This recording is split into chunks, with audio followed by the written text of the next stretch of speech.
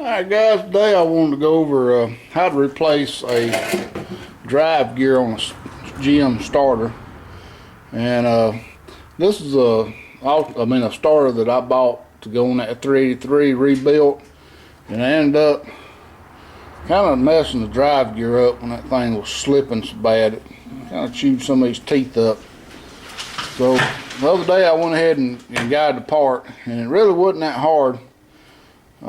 The only thing is, when this drive wheel is on here, you got a little ring here that was on.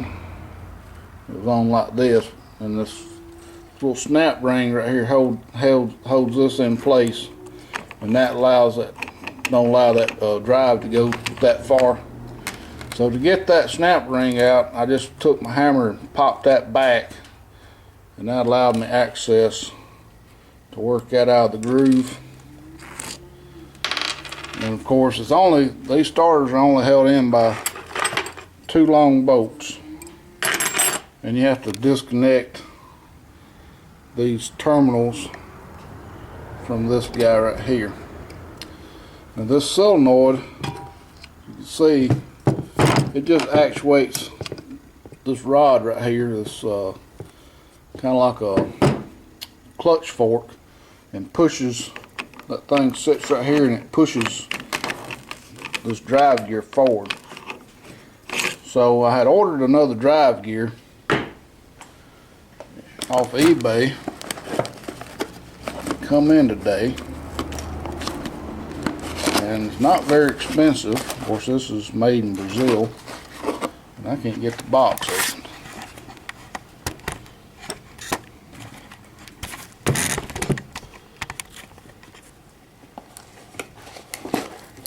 Taped up. Well, I need the starter for this project truck over here, and I ain't, let's see.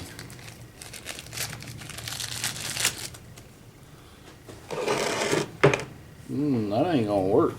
That's for a different starter. You can see the damn difference. This one's a lot heavier duty. A whole lot heavier duty. Let's see.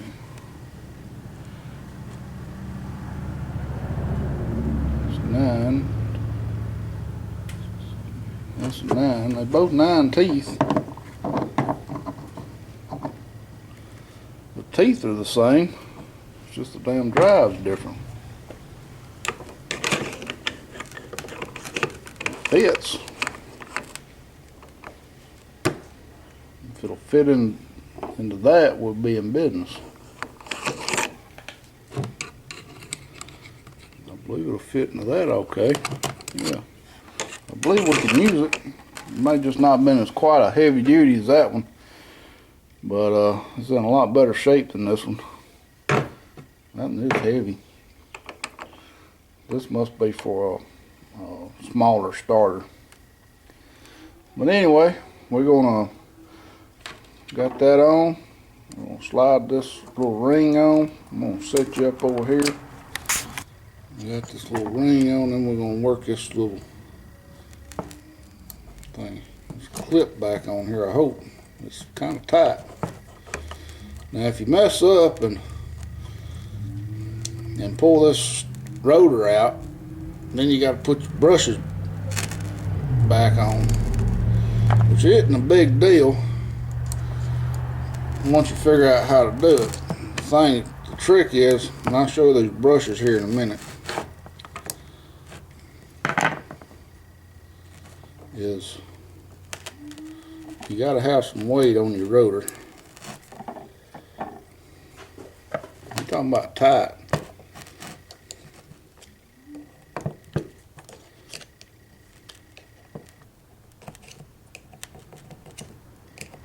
There. And that just kind of clips. I'm gonna pull my rotor out. That just kind of clips in there. And I think I can probably get it to clip in there.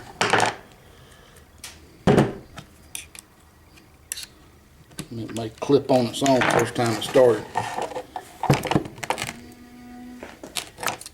And in the back of this thing, you've got 4 brushes, 2 pairs. And if you pull this rotor out,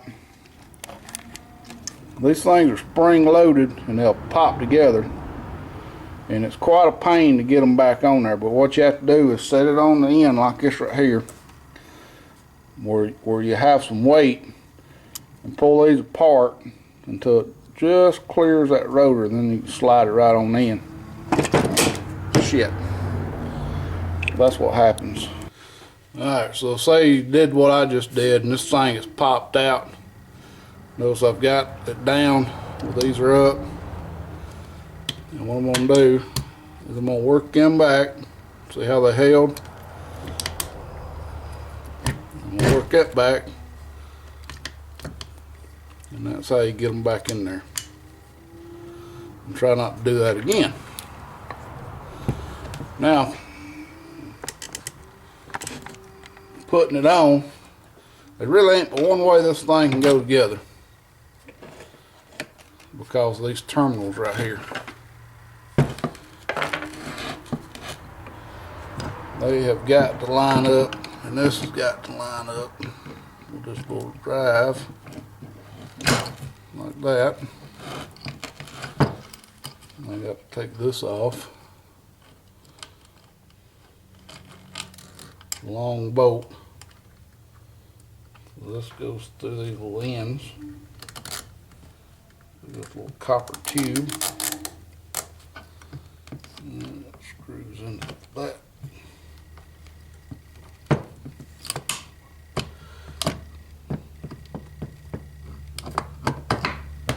Like that. And there's a little tab right here that fits in this little groove. So that's one thing I forgot to do.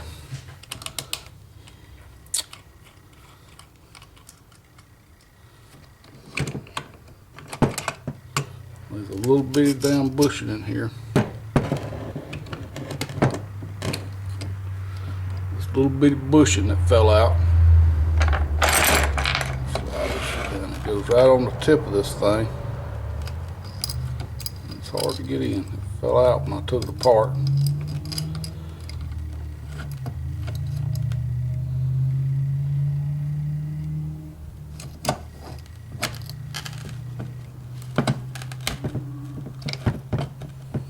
Well, I say it went in there. There it goes.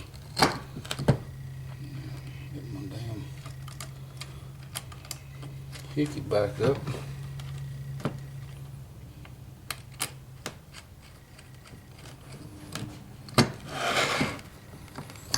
Alright, and then we got this end piece. It's got a couple of fiber washers that insulate it,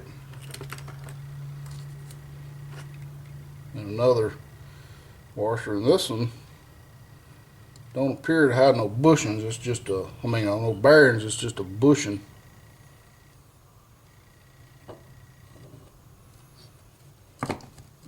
And then I remembered the long one comes out the solenoid side.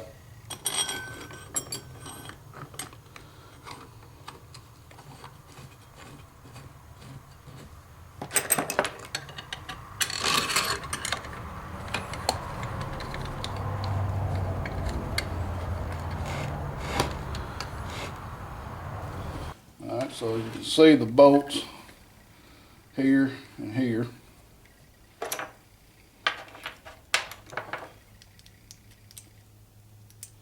This is a 5/16 or 8 millimeters.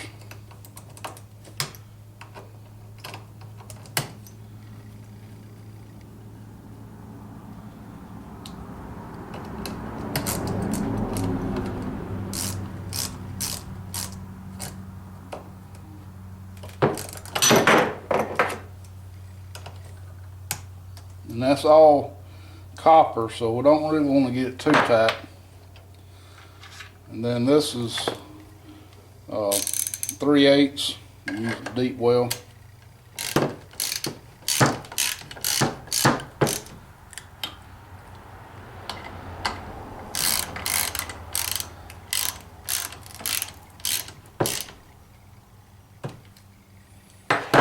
and this one had another little nut on the end of it. I think that's just more for support if you got a support bracket.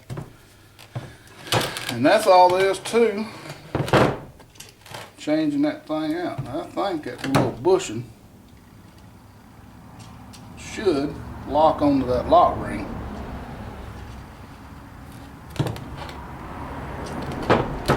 Probably the first time that drive gear comes out, it's going to knock it up on that lock ring. Which really,